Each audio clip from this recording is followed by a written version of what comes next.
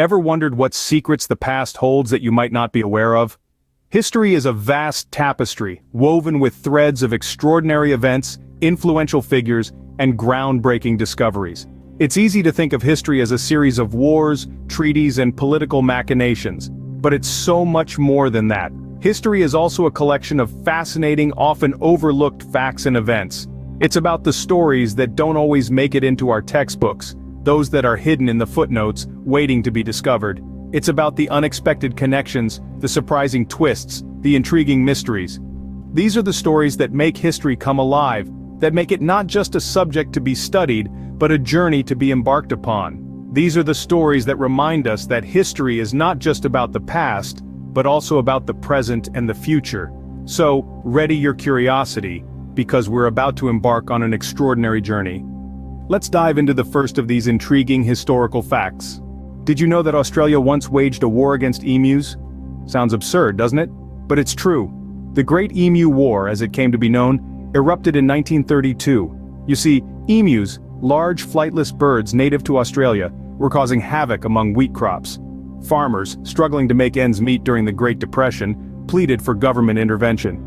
So, the Australian military, armed with machine guns, was dispatched to curb the emu population. The military expected an easy victory. After all, they were fighting birds, not an armed militia. But the emus, they had other plans. They scattered in all directions, making them difficult targets.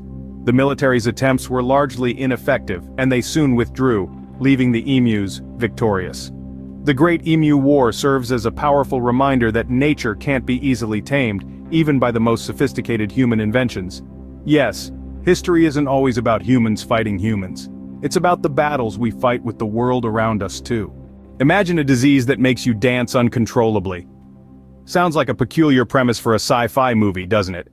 But this was a real-life occurrence in the year 1518 in Strasbourg, a city now in France. Known as the dancing plague, people were seized by an irresistible urge to dance. They danced for days on end without rest until they collapsed from exhaustion or, in some cases, even died. This wasn't a joyous festival or a religious ritual, but a spontaneous and uncontrollable compulsion to move rhythmically. The theories about why this happened are as fascinating as the event itself. Some chalk it up to stress-induced mass hysteria, others to ergot poisoning, a result of consuming moldy rye bread that can cause hallucinations and convulsions. But no theory has been definitively proven, leaving the dancing plague of 1518 as one of history's most intriguing mysteries. A bizarre event indeed, but history has more surprises in store. Did you know a soccer match once led to a war? Yes, you heard it right. This might seem unbelievable, but it's a historical fact. Back in the summer of 1969, a conflict known as the Soccer War broke out between Honduras and El Salvador. The war was a culmination of political tensions and economic disparities between the two Central American nations. However, the spark that lit the fuse was indeed a series of soccer matches. These matches were part of the 1970 FIFA World Cup qualifiers. The fierce rivalry on the pitch mirrored the socio-political tensions off it, eventually escalating into full-scale military conflict. Over the course of merely 4 days, thousands of people lost their lives, and the relationship between the two countries was strained for years to come. The soccer war serves as a stark reminder of how intensely passions can run in sports and how, under certain circumstances, they can even ignite a war.